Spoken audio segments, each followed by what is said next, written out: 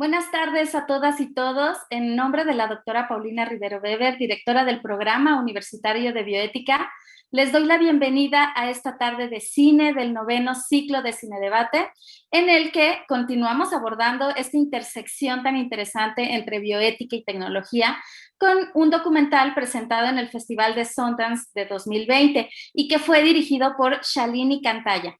Este documental, titulado Prejuicio Cifrado, investiga los errores o sesgos en los algoritmos y justo se centra en cómo esta inteligencia artificial replica prejuicios sociales y algunos problemas que esto acarrea, pues ya sea en el ámbito social, en el ámbito laboral, policial, incluso en el ámbito económico y desde luego en el ámbito ético.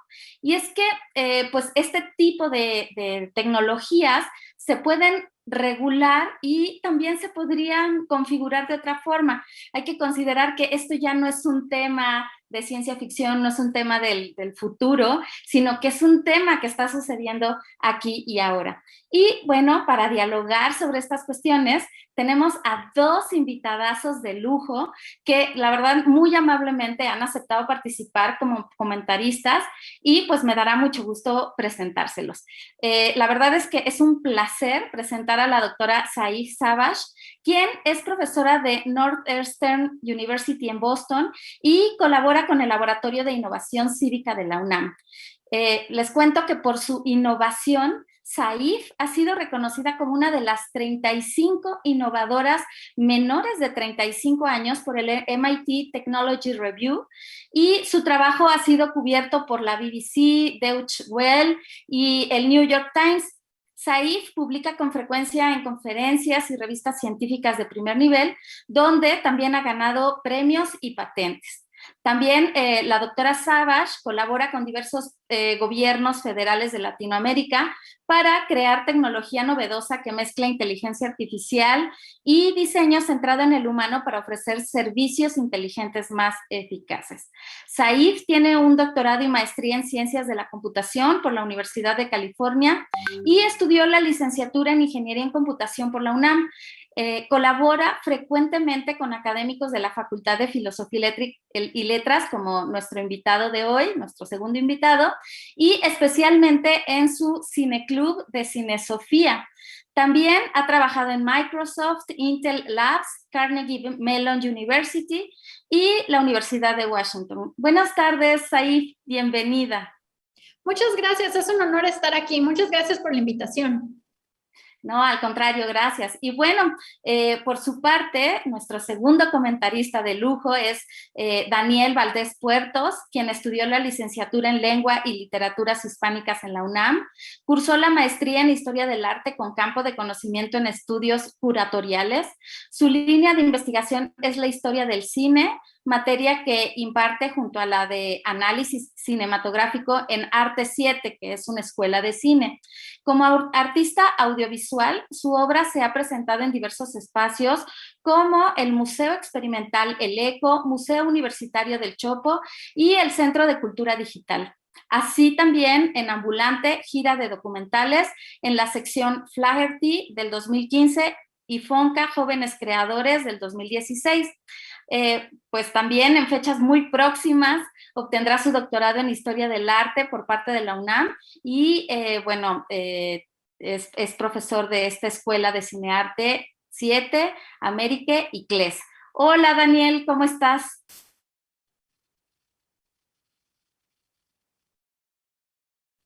Ay, perdón, el síntoma de nuestros días. Tienes tu micrófono silenciado, perdón. Sí, muy bien, muchas gracias. Igualmente, un honor.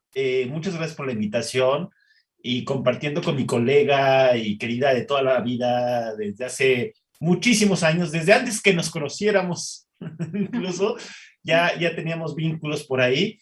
Gracias, gracias por la invitación, de verdad. Bueno, qué padre que puedan estar con nosotros y para no quitar más tiempo a sus importantes comentarios sobre este documental, solo quiero decirle a nuestro público asistente, a nuestras amigas y amigos, que pueden ir escribiendo sus comentarios y preguntas en el chat. Ahora sí, Saif, Daniel, adelante, el escenario es suyo. Muchas gracias, es un honor estar aquí. Muchísimas gracias a su programa universitario de bioética. Es un gran honor. Lo que estábamos pensando hacer es lo siguiente. Daniel iba a proveernos de un análisis sobre esta película. Él, como ahorita mencionaba la doctora Elizabeth, tiene una gran experiencia haciendo análisis de películas. Entonces nos va a proveer con su análisis y a mí después lo que me gustaría entrar es sobre varios de los conceptos que la película estuvo presentando y vamos a entrar a detalle a hablar acerca de estos conceptos para que tú los puedas aplicar dentro de tu vida diaria y ya tengas más claro estos conceptos que se empezaron a ver sobre ética, inteligencia artificial y diferentes sesgos que surgieron. Entonces, primero le doy la palabra a Daniel, que nos empiecen a contar sobre un poco su análisis, que por cierto conocí a Daniel justamente cuando formé parte del Cine Club de la Facultad de Filosofía y Letras, Cine Sofía. Sí, muchas gracias, Air. Bueno, pues, híjole, es un documentalazo que o sea, yo realmente no me hubiera puesto a ver si no es que me lo recomiendan, porque no está dentro del menú así principal de Netflix. O sea, pasa desapercibido. ¿Y qué onda con eso, no? ¿Qué onda? En principio. Y hay muchas joyas, yo creo, en Netflix, y que no las tenemos así como que dentro del menú principal. Eso por un lado para las audiencias, los viewers, hay que rascarle, hay que es como una actividad espeleológica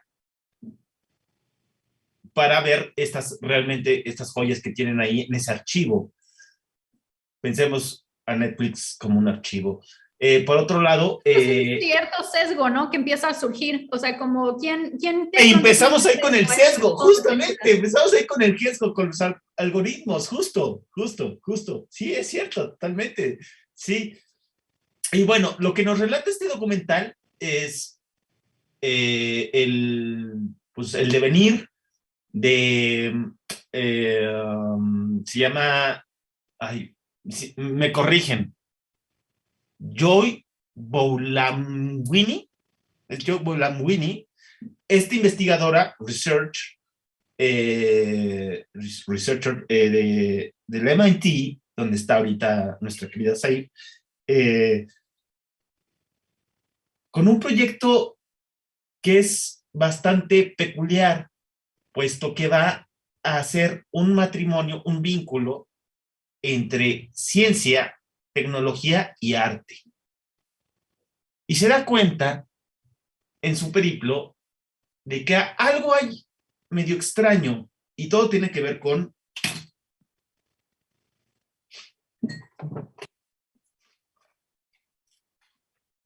máscaras. Perdón por hacer este performance, pero creo que es más ilustrativo.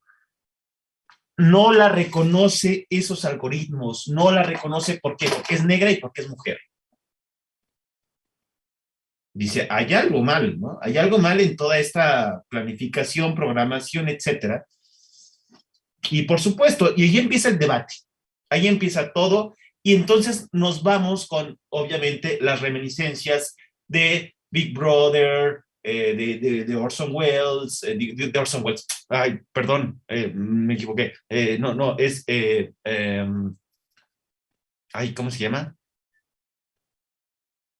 El de 1984. Sí. Sí, o sea, Okay. Sobre todo de cómo la tecnología se puede usar para la vigilancia. Orwell, se me fue el avión, perdón, Orwell. Ya habíamos visto algo semejante, una relatoría semejante en los episodios, o uno de los más célebres episodios de la serie de Black Mirror, de que te tasaban tu arquitectura identitaria, te tasaban de acuerdo a tus likes, ¿no? Por ejemplo. Y que luego llega a Catherine O'Neill con Weapons of Mass Destruction, ¿no? Una gran socióloga, tecnosocióloga de los algoritmos, de cómo están hechos, y bueno, todo este periplo, escalofriante de alguna forma, pero termina en un happy end. O sea, sí se abolió esto de los algoritmos que ya tenía Hong Kong y todo esto, y sí, pero a ver, aguas. Y aquí mi pregunta, el laboratorio principal fue Europa o Asia, etcétera. ¿Eso se va a implementar aquí en Latinoamérica? Yo creo que sí, no sé. ¿El algoritmo es racista? ¿Es sexista? No sé, hay mi pregunta abierta para el debate de aquí. Sí, justo yo creo que hay una gran oportunidad en pensar, por ejemplo, cómo podemos crear algoritmos más justos dentro del contexto de Latinoamérica y cómo diseñamos estos algoritmos dentro del contexto de Latinoamérica y qué tipo de tecnología nos gustaría ver dentro de Latinoamérica. A mí me gustaría ahorita pasar, si está bien para ti, Daniel, hacia hacer un poco de estos conceptos que empezamos a ver en la película sobre, como mencionaba Daniel, ética acerca de qué tipo de algoritmos con inteligencia artificial queremos ver. ¿Son racistas estos algoritmos? O sea, ¿cómo podemos empezar a identificar cuáles son, o sea, por qué de pronto son racistas estos algoritmos? O sea, vamos a empezar a ver rápidamente algunos de estos conceptos y tal vez, Daniel, lo que podemos hacer es que mientras yo voy presentando, o sea, siéntate libre de interrumpir y estamos así creando esta discusión. Vale, me late. Ok, voy a empezar a compartir mi pantalla y también aquí creo que esto es bueno de cómo, o sea, somos de diferentes áreas y entonces es interesante ver, o sea, cómo colaboramos, porque yo vengo desde un contexto de ingeniería en donde siempre tengo que tener diapositivas y todo así estructurado y, por ejemplo, para Daniel es otro tipo de presentaciones, entonces eso también son otros sesgos y otras modas de trabajar. Entonces, muchísimas gracias. Vamos a ver ahorita rápidamente acerca de ética, inteligencia artificial. Yo soy Saif y lo vamos a hacer en colaboración con Daniel Valdés. Yo estoy en la Universidad de Northeastern y estamos colaborando también con el Laboratorio de Innovación Cívica en la UNAM. Algo con que me gustaría empezar es, o sea, cuando estamos pensando, por ejemplo, en estos algoritmos que nos está presentando la película, ¿por qué exactamente es que ahorita es el momento en el cual debemos de pensar en ética e inteligencia artificial y empezar a cuestionarnos más sobre estos algoritmos? En realidad lo que está ahorita sucediendo y es muy importante identificar es que somos la primera generación con la cual las máquinas están empezando a tomar decisiones que los humanos tradicionalmente han tomado. Es por esto que menciona Daniel todo este caso del futuro, por ejemplo, de las novelas de Big Brother y todo esto de la novela de 1984, en donde ahora ya tienes máquinas que te pueden estar vigilando y con base a tus comportamientos que van detectando, pueden tomar decisiones acerca de tu futuro. Por ejemplo, qué tipo de vivienda vas a tener acceso, si la policía de pronto va a irte a tocar a tu casa o no. Entonces, dado que somos la primera generación con la cual las máquinas ahora están tomando decisiones humanas, es sumamente importante que diseñemos el futuro de modo correcto. Y entonces tenemos que pensar en máquinas que puedan pensar éticamente. Entonces, el público ya no solamente quiere tecnología en general, quieren personas que puedan crear tecnología en un modo responsable. Entonces, ahí te voy a interrumpir y ahí empieza el ping-pong. ¿Quiénes van a ser esas personas? Muy buen punto. De hecho, justamente ahí hay sesgos. Por ejemplo, en la película realmente, si lo piensas, la persona que tenía el poder de empezar a diseñar, ¿quién era? Era una hombre, persona blanco, heterosexual, etcétera, etcétera. Exacto, pero incluso hasta la misma protagonista de la película, realmente si lo piensas, era una persona que tenía cierto poder. ¿Por qué? ¿Por qué tenía poder? Es un americano, es una persona americana, es una persona que está en una de las mejores universidades del mundo, MIT. Entonces, esos fueron sesgos claros que también permitieron que esa persona pudiera tener cierto impacto en los sesgos que estaba identificando. Por ejemplo, tal vez alguien que está en el CONALEP y tal vez es de clase baja, a lo mejor está identificando sesgos similares, pero no tiene los caminos para poder empezar a alzar la voz acerca de los sesgos que está identificando con la tecnología. Entonces, creo que también es importante, como tú mencionas, Daniel, pensar en eso. ¿Quién tiene el poder de diseñar la tecnología y hacer algo? Y entonces, por eso es necesario pedagógicamente que a los ingenieros les den clases de sociología, les den clases de las clases, sobre las clases sociales, que no, creo que creo que está desamparado por completo el programa de ingeniería computacional, etcétera. Sí. Bueno, por ejemplo, en la UNAM, y yo diría que ahorita ya hablando, por ejemplo, a comparación de la educación que he visto en Estados Unidos, la UNAM, por ejemplo, en sus carreras de ingeniería, mete clases de humanidades, mete incluso una clase de ética que sí te forza a estar teniendo que pensar, por ejemplo, en mucho de la ética que hay detrás de la tecnología que estás creando. Eso no es cierto en todas las universidades de Estados Unidos. Por ejemplo, esa es como una materia optativa que pueden tomar los estudiantes. Entonces, por ejemplo, yo algo que me encontraba mucho en industria, estuve trabajando, por ejemplo, en Microsoft y en Intel, es mucho en donde es más el enfoque de necesitamos terminar ya la tecnología, ya, rápido, rápido, rápido. Y entonces, como es una gran presión de que tienes que terminar rápido, porque si no, tal cual te corren, y además no valoran. O sea, por ejemplo, yo en Microsoft estaba creando tecnología que sinceramente en muchas ocasiones no me sentía cómoda.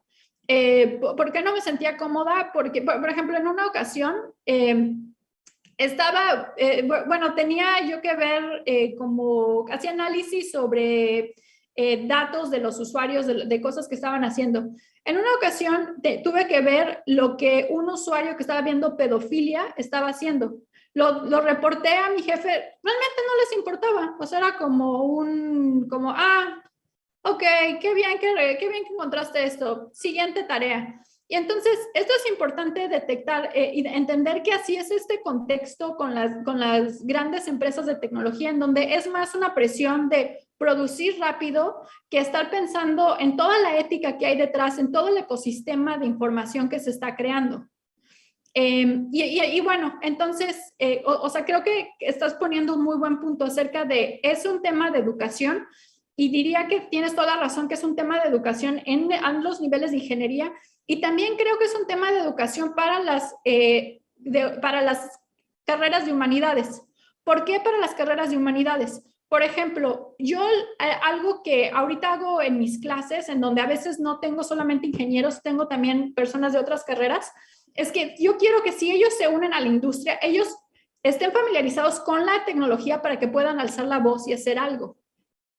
Entonces, creo que debe de ser un tema en donde es hacia todos, o sea, que no solamente sea ingeniería que se entere de estos temas, sino también sea, por ejemplo, los de humanidades puedan hablar acerca de estos temas. No sé tú cómo te imaginas, por ejemplo, Daniel, este tipo de clases para los de humanidades. Sí, yo creo que es fundamental, o sea, los de humanidades también estamos desamparados sobre el progreso tecnológico porque a veces como que genera tirria el decir progreso, hay progreso, no, capitalismo total. Bueno, ok, sí, capitalismo está mal, es patriarcado, capital, etcétera, pero saber todos los procesos tecnológicos y todos los avances y toda la proximidad que se puede llegar a hacer humanamente a partir de estas innovaciones, creo que es fundamental y dialogar a partir de ahí. Por eso la bioética creo que me parece fundamental.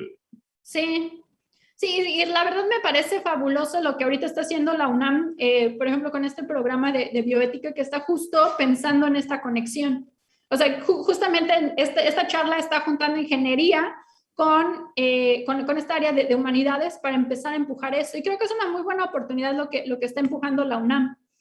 Hablando de estos conceptos relacionados, por ejemplo, a mí me gustaría ahorita hablar brevemente acerca de, o sea, cuando estamos hablando de inteligencia artificial, que fue lo que vimos en este programa, es importante entender que son diferentes conceptos. Tenemos por un lado la inteligencia artificial, después tenemos el aprendizaje de máquina. El aprendizaje de máquina se concentra en una inteligencia artificial que a través de la experiencia va aprendiendo. Entonces, lo que tú haces es que le das muestras de algo y la máquina utiliza las muestras para aprender a través del tiempo a mejorar los conceptos que va agarrando. Entonces, el padre del aprendizaje de máquina es Tom M. Mitchell, quien es un profesor en una universidad en la que estuve, que fue Carnegie Mellon, y él básicamente él dice, es un programa que aprende de la experiencia a una serie de cosas de una tarea y después con base a su experiencia y ahora toma mejores decisiones. Entonces, este es más o menos el patrón el flujo sobre cómo funciona estos aprendizaje de máquina. Tomas datos, limpias los datos, de los datos empiezas a reconocer como conceptos clave. Esto se lo das a tu máquina y tu máquina a partir de ahí empieza a aprender ciertos conceptos. Ya que aprendió ciertos conceptos, después lo que te vas a encargar, ya tienes a tu máquina que aprendió ciertos conceptos, después lo que haces es que le vas a meter un nuevo concepto. Y entonces ese nuevo concepto lo limpias, sacas las cosas clave y tu máquina, con base a lo que aprendió, y empieza a tomar ciertas decisiones. Entonces, por ejemplo, aquí teníamos el caso que presentó el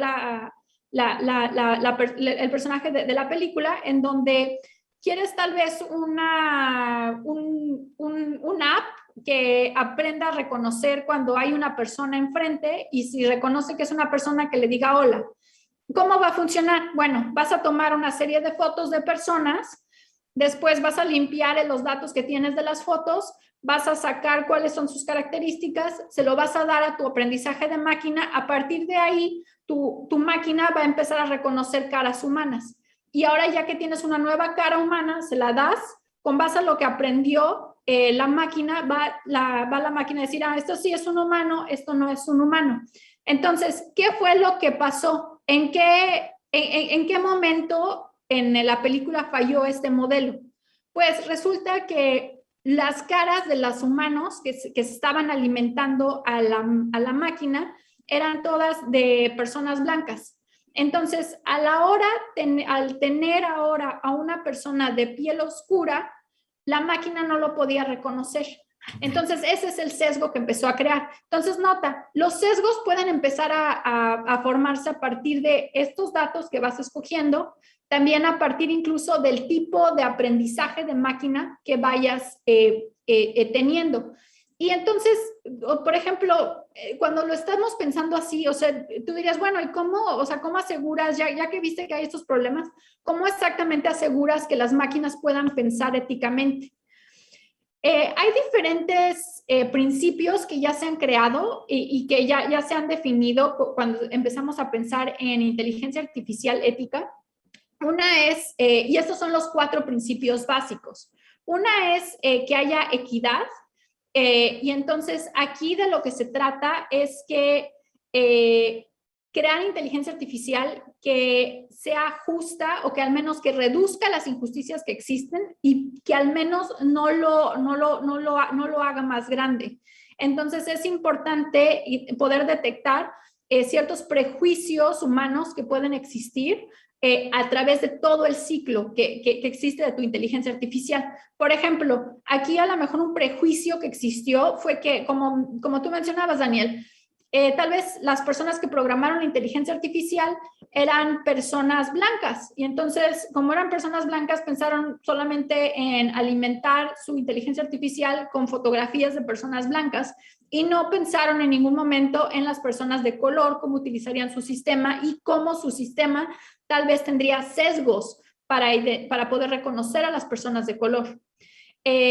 Ahora, es especialmente importante pensar en este aspecto de justicia debido a que ahorita se está utilizando la inteligencia artificial, por ejemplo, para tomar decisiones sobre qué candidatos vamos a contratar, qué tipo de personas van a tener acceso a ciertos créditos, qué tipo de personas no van a tener acceso a ciertos créditos, a qué personas vamos a investigar. Entonces, es sumamente importante estar pensando las implicaciones que puede tener la inteligencia artificial dentro de estos dentro de estas diferentes áreas. Por ejemplo, Daniel, no sé, sí. Creo que estás en mute, Daniel. Otra vez, perdón. No, si me permites hacer un paréntesis, esto tiene mucho que ver con Frantz Fanon. Frantz Fanon, si recordamos, o sea, nosotros, nuestro yo sociológico, que ya debería estar muy implementado, seamos filósofos, artistas, tecnológicos, etcétera. Las máscaras blancas, cuando escribe Máscaras Blancas en el 52, Frantz Fanon dice muy bien, él siendo argelino y se va a estudiar psicoanálisis. Psicoanálisis era un universo de gente blanca, vienesa, ¿no? O francesa.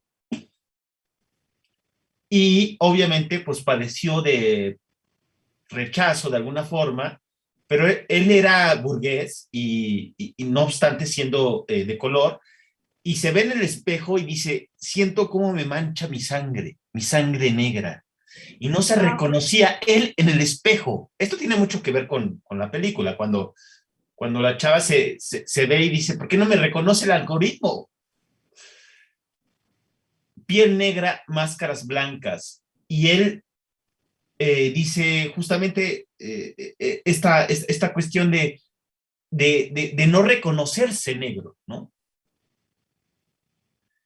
Y entonces, a lo que deriva esto también, es como si estuviéramos en los tiempos nazis de la frenología. ¿Sí se acuerdan, no? O sea, te medían el cerebro, o sea, la capacidad craneal, y si eras ario, y entonces tenías una capacidad craneal exacta. Sí, sí, él es ario. No, este es judío. Este es negro. La frenología. Y eso pasa en el momento cuando, por ejemplo, el caso del maestro de Houston, en la película, de la preparatoria Jackson, que lo eliminan por justamente esos algoritmos, ¿no? Y lo que me causa mucho resquemor es esto. ¿Por qué los robots son blancos? Todos los robots antropomórficos son blancos. No hay ninguno negro. En fin, ahí lo pongo. Saif. Muy buen punto. Y también, por ejemplo, de hecho, ese aspecto que mencionas sobre, o sea, por ejemplo, pensando en esa realidad, por ejemplo, a lo mejor nazi, o sea, si pensamos en esa realidad nazi sobre cómo esperaban ciertas características, que tuvieras ciertas características para que tuvieras acceso a a ciertos servicios, a lo mejor del gobierno, ahorita justamente puedes pensar que la tecnología ya se puede utilizar para estar detectando cuáles son tus características y dependiendo de eso, empezarte a dar acceso a ciertos servicios. Es por esto que, por ejemplo, en realidad muchas personas han estado oponiéndose hacia el tema de las vacunas de COVID y que haya una identificación. O sea, justo porque están pensando que se puede después empezar a utilizar para otros temas. O sea, entonces les preocupa que a lo mejor no sea solamente se empiece a utilizar ese tipo de identificación para el tema para el tema para el tema de acceso a cosas con COVID, sino de pronto hacia otros tipos de clasificaciones que puedas tener. También dentro de este tema de justicia, se vuelve importante crear, por ejemplo, estar pensando en los estereotipos que puedes estar promoviendo con la tecnología que creas, como mencionas tú, Daniel. O sea, ¿por qué razones que a lo mejor los robots antropomórficos se tienen que ver de un cierto modo? O sea, ¿por qué no hay, por ejemplo, ahorita, pues hasta robots que tienen, por ejemplo, características indígenas?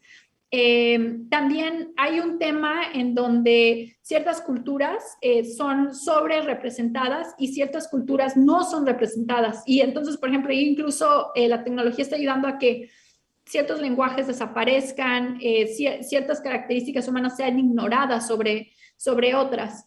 Entonces, y esto también puede afectar, por ejemplo, la inteligencia artificial que se esté utilizando para reclutar quién sí pertenece a una universidad o quién sí puede de pronto unirse a un cierto trabajo. No sé, ok.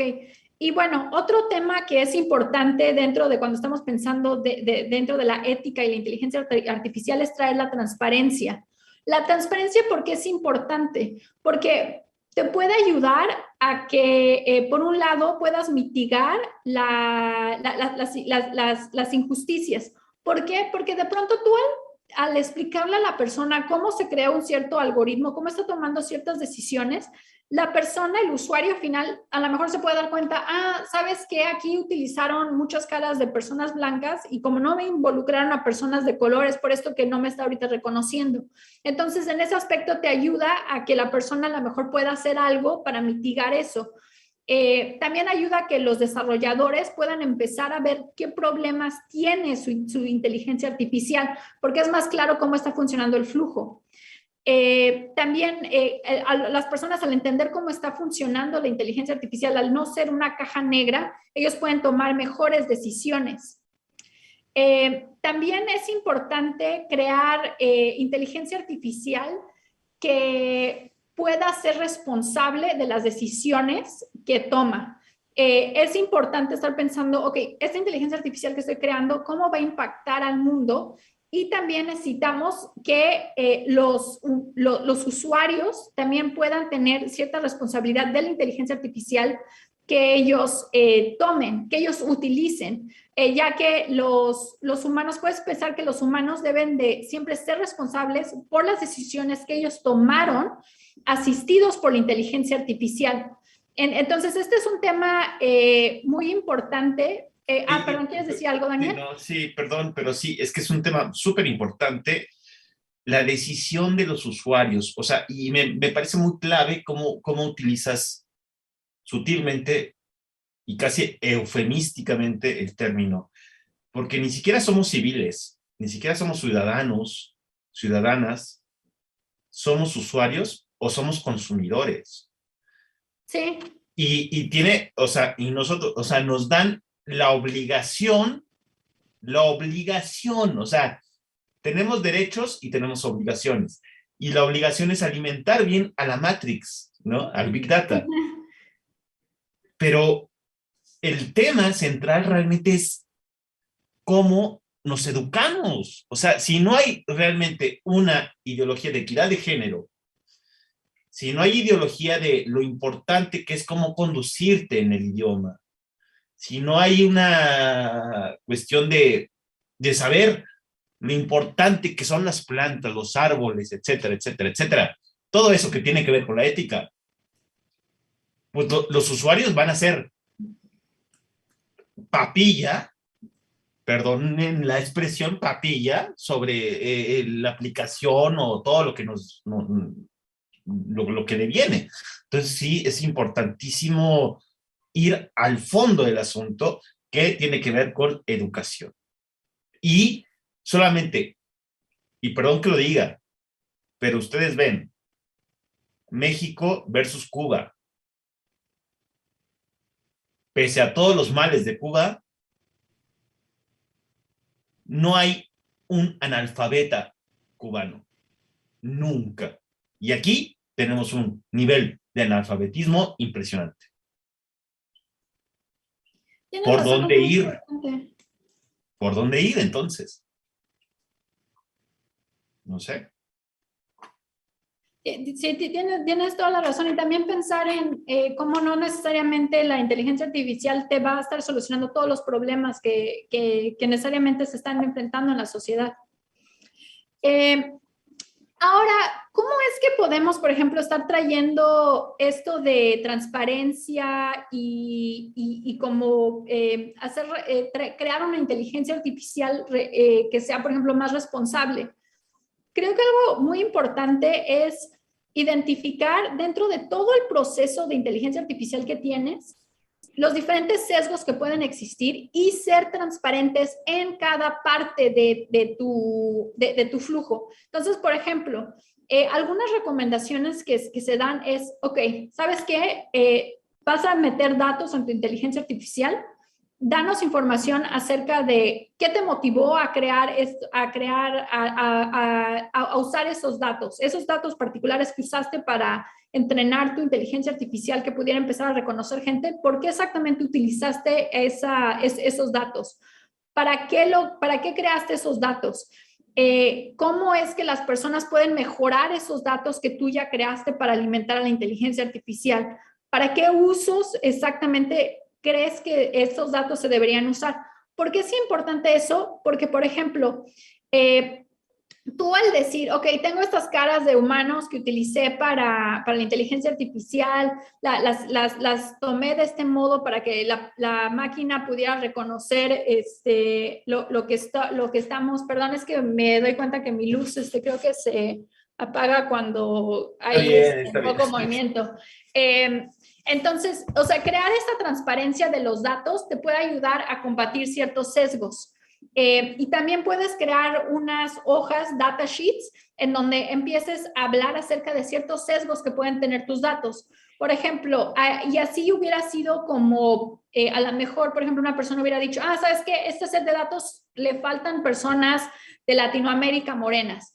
Ya que sabes que les falta eso, ya pueden los demás empezar a cubrir esos huecos y empezar a atacar esos sesgos que existen. Entonces... Pero no crees, o sea, por ejemplo, soy abogado del diablo, perdón, Said, ya sabes que ese es el ping-pong, ese es el juego. Byung-Chul Han, en su artículo sobre el mundo viral y el mundo de mañana, lo que está pasando con Hong Kong y en China, y a partir del COVID, reconocimiento facial de quién estaba enfermo, de quién ya está inyectado con la vacuna que sea, ya todo está súper codificado para quiénes somos, qué consumimos, etcétera. Hay un plan siniestro detrás de la inteligencia artificial que yo no veo dónde puede estar la justicia social de eso. ¿Cómo le hacemos justicia social a partir de estas tecnologías si no es reapropiándolas, si no es siendo como súper subversivos, siendo hackers? No sé. De hecho, me agrada bastante eso que mencionas sobre la importancia de ser subversivos y apropiarse de las tecnologías. Y creo que por eso es sumamente importante que no sea solamente, por ejemplo, las personas de ingeniería, sino también de otras áreas quienes puedan alzar la voz y puedan también ser diseñadores de la tecnología. Por ejemplo, que a lo mejor comunidades indígenas puedan ellos de pronto decir, ¿sabes qué? Esta inteligencia artificial que nos estás imponiendo en nuestras comunidades no son servicios que nosotros queremos. Nosotros los servicios que queremos son esto y esto y esto. Y que ellos mismos puedan definir cómo quieren ver esa inteligencia artificial. Creo que ahí sí es sumamente, y también para qué no la quieren usar. O sea, por ejemplo, ahorita como mencionaste, tal vez para un país como Corea puede ser que culturalmente para ellos sí les agrade ese uso de inteligencia artificial. O sea, creo que también es importante respetar las diferentes culturas y entender que hay ciertas culturas que tal vez tener ese tipo de estructura en donde el gobierno pueda tomar ciertas decisiones, para ellos es aceptable. Y yo creo que es entender los diferentes contextos, respetar las diferentes culturas y permitir que las culturas puedan tener el poder de diseñar el tipo de inteligencia artificial que ellos quieren ver y también definir qué tipo de inteligencia artificial no quieren ver. Ok, sí, bien. Perdón por interrumpir. Es ahí. No, está muy bien, o sea, es una muy buena discusión. Y justamente algo, por esas razones yo quería explicar, por ejemplo, estos diferentes conceptos, porque es importante ahorita que no sean solamente los ingenieros o las ingenieras quienes podamos estar teniendo esta discusión, sino que sean personas de todas las áreas. ¿Por qué? Todo Porque el mundo. justamente necesitamos hablar acerca de, a ver, qué tipo de sesgos existen en los datos, qué tipo de sesgos existen incluso en los modelos de inteligencia artificial que estamos creando. Puede ser que a lo mejor yo por mi contexto de venir de ingeniería, etcétera, no vea cómo hay ciertos sesgos en lo que estoy creando y tenga ahí ese punto ciego. Entonces, es muy importante que en todo el proceso de inteligencia artificial que estás creando, sea iterativo, sea muy iterativo y estés pensando en cómo puede ser incluyente.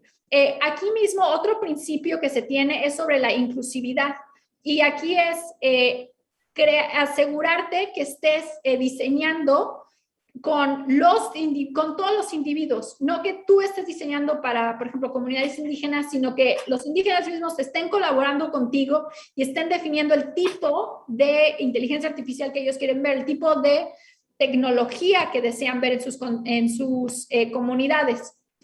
Y bueno, eso es básicamente algunas de las cosas que yo quería discutir. Creo ahorita, por ejemplo, que estos temas son muy importantes, especialmente porque ya estamos en una realidad muy futurística, por ejemplo, en donde tenemos estos coches autónomos que de pronto están tomando decisiones, están incluso, por ejemplo, tuvimos el caso de Uber que mató a una persona que estaba pasando, y entonces es muy importante pensar en quién tiene la responsabilidad, qué tipo de inteligencia artificial queremos ver, qué tipo de inteligencia artificial no queremos ver.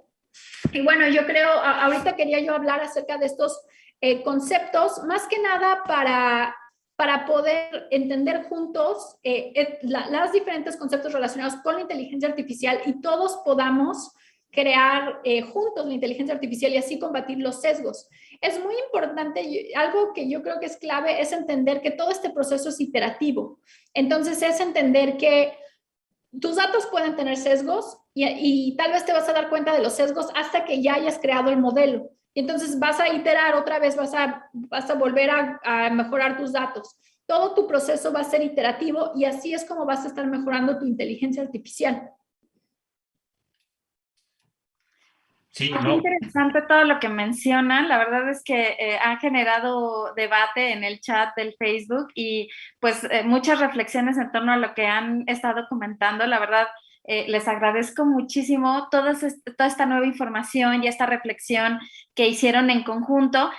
Por ejemplo, Acela Castillo dice, es que me pareció sumamente interesante, justamente como dijo Daniel, son películas que no se desconocen y que la verdad aportan mucho porque rara vez nos planteamos bajo qué criterios funcionan los algoritmos, las máquinas, en el sentido también de lo que mencionaba Daniel, pues que hay que educarnos, ¿no? Hay que educarnos y que debería existir formación en ética y desde luego en bioética, digo, también llevo agua a mi molino, pues no solo una materia durante la carrera, ¿no? Lo ideal sería que hubiera un módulo, un par de horas en cada asignatura para ver cómo el conocimiento adquirido se pudiera aplicar. Y esto es lo que dice Lupita Ojeda, ¿no? Que se necesita ética y compliance, que esto es fundamental. Y pues esto también que mencionaba Saif en torno a, pues que sería democratizar el conocimiento, ser transparente con lo que se está haciendo, democratizar estas tecnologías. Dice, por ejemplo, Esaú, ay, ya lo perdí. Bueno, dice Esaú que hay gente que ni siquiera tiene Facebook, no tiene muchas de las redes sociales y aún así está inmerso, ¿no? En esta selección donde decides si vas a tener una beca, si vas a tener un préstamo hipotecario, si eres una persona que va a tener éxito aplicando a cierto trabajo o no. Y entonces, pues resulta que Daniel Salcero dice, tenemos que tener esta mirada decolonial en donde la tecnología sea equitativa, ¿no? Que es justo también sobre mucho de lo que aterrizaban ambos, en donde se diseñaran inteligencias artificiales nutriéndola con datos sobre discriminación, feminismo, xenofobia, cuestiones similares. Pero bueno, sí apuntan algunos de los comentaristas a que pues falta mucho, ¿no? Porque todavía vivimos en sociedades bien injustas y que tendríamos que basarnos, como dice Katia Mendoza, en estas máquinas, en estas inteligencias artificiales, en estos algoritmos que estén basados en principios éticos. Pero ¿creen de verdad que estos sistemas de identificación pues que se utilizan para reconocer a delincuentes o al que no se vacunó o al que no es exitoso o no va a ser un éxito en tal o cual trabajo, realmente funcionen. Y hay otra pregunta de Bren, que yo creo que aquí Saif también nos puede ayudar mucho, que dice, ¿cómo es que países dependientes de tecnología como México podrían influir en los diseños de la programación de sesgos de discriminación racial? Que ya nos decías ahí, acercarnos a las comunidades y bueno, ¿a quién tendríamos que acudir ahí? ¿Cómo participar los bioeticistas, los estudiantes, las estudiantes, las profesionistas, los profesionistas? ¿Qué tenemos que hacer? Primero, conocer este sesgo, ¿no? Y después, ¿cómo lo denunciamos? ¿Cómo participamos? ¿Cómo mejoramos? Y cómo influir esta reflexión, pues, bioética que estamos haciendo para que las cosas mejoren, ¿no? Muy buenas, excelentes preguntas y la verdad increíble debate. Muchas gracias a todos los que están participando activamente. Yo creo que es darse cuenta de que existe una gran oportunidad de innovación y me encantó una palabra que usaron sobre decolonización, de nosotros definir, o sea, no acercarnos con necesariamente nadie, sino, por ejemplo, entre nosotros identificar, ¿sabes qué? Esta tecnología que nos están empujando no representa nuestra cultura, no representa lo que nosotros queremos ver. Y entonces es nosotros empezar a rediseñar y repensar el mundo que queremos ver. Aquí, de hecho, bueno, algo que he empezado a hacer y es, yo ahora ya me he metido un poco más hacia el lado de filosofía. Y entonces hay un autor que se llama Marcuse. Es uno que viene de la Escuela Crítica de Frankfurt. Y él habla acerca de que muchas veces podemos caer en un pensamiento que es unidimensional. Y entonces en ese pensamiento unidimensional de pronto ya no podemos pensar en otras realidades, sino más que las que tenemos enfrente y la que el mundo nos está presentando. Entonces, por ejemplo, podemos pensar que muchas veces con la tecnología que nos dan, ya no podemos salirnos de la caja de, por ejemplo, así es como se va a ver un teléfono, ¿no? Algo crítico, y él dice que un modo en el cual podemos empezar a pensar críticamente y empezar a salirnos de nuestro confort es mediante la ficción. ¿Por qué mediante la ficción? Porque con la ficción tú de pronto puedes empezar a crear realidades que no están en tu visión inmediata y así es como te puedes empezar a salir. Entonces creo que la ficción puede ser un muy buen integrante. Sí, Daniel.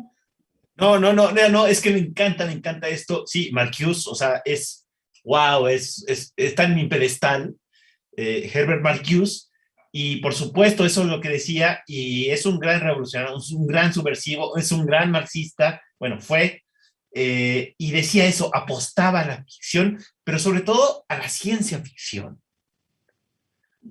Ya visoraba, él no hizo ciencia ficción, pero ya visoraba que las cosas se tenían que transformar mediante la imaginación de tecnologías.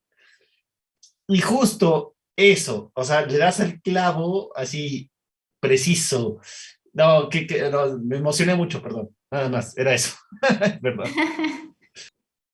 Sí, de hecho hay un libro muy bueno que creo que justamente el truco está en juntar, por ejemplo, ingeniería con este aspecto de por ejemplo, teorías críticas de filosofía. O sea, juntar ingeniería con filosofía, creo que se puede crear una combinación muy buena. A mí personalmente, desde el lado de ingeniería, me cuesta de hecho bastante trabajo leer, por ejemplo, estos filósofos.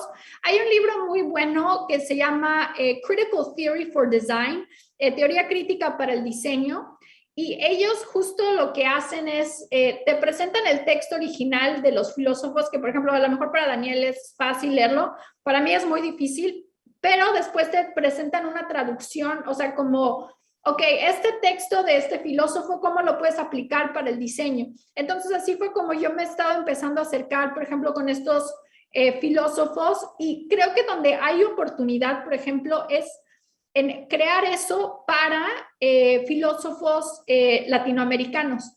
porque ciertamente un cierto sesgo que tiene este libro es que está muy enfocado en los filósofos, por ejemplo, europeos como Marcuse, etcétera. Y, por ejemplo, yo no he podido conectar todavía bien con filósofos latinoamericanos porque, o sea, justamente a mí en la escuela, pues no es un tema que me enseñaron, ¿no? A lo mejor, por ejemplo, a ti, Daniel, desde Letras Hispánicas, sí tuviste un acercamiento, pero, o sea, creo que justo juntar ingeniería con letras y filosofía puede puede ayudar a que democraticemos la tecnología y repensemos el tipo de tecnología que queremos ver. Bueno, sí, Saif, es lo de hoy, o sea, es lo de hoy. Los procesos artísticos tienen que ver siempre, los más exitosos tienen que ver con ciencia y tecnología, o sea, viniendo de artistas y ahorita puedo citar algunos, por ejemplo, Germán Martínez, en fin, que son procesos biotecnológicos que dicen, a ver, vamos a hacer un proceso con biólogos, ingenieros, etcétera, etcétera. Él los comanda de alguna forma, los convoca, y cómo hacer del agua de un río algo potable, ¿no? Cómo hacer de los bichos de tal algo, un alimento, etcétera, etcétera. Esos son los procesos artísticos contemporáneos más destacables. Y por supuesto que, bueno, tiene todo que ver.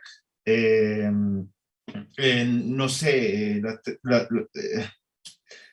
la tecné, ¿no? La tecné de Heidegger, tan neurótica que tenía Heidegger, eh, sobre el poder producir algo que sea evidente para el espectador, para alguien, y comunicar, por tanto, la sociabilidad de estos conocimientos, ¿no? Benjamin, otra vez volvemos a Benjamin, a Walter Benjamin, el productor como generador de arte.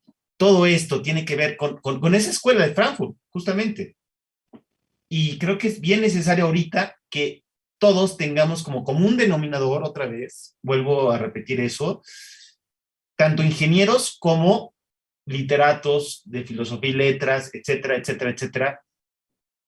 Tenemos que estar unidos, unidas, todas, porque todas somos personas. Perdón por el genérico, pero todas somos, ¿no? Sí, muchísimas gracias, Daniel. La verdad es que la bioética justo aspira a esa transdisciplina en donde se conjuguen estos conocimientos desde muchos otros horizontes epistémicos y podamos concluir en algo que sea realmente aplicable para tener sociedades más justas. Y me preguntan que la presentación les gustó muchísimo, Saif, que si, bueno, ya tú nos dirás si se puede compartir. También preguntan quién es el autor de Critical Theory for Design. Si también nos puedes decir el autor.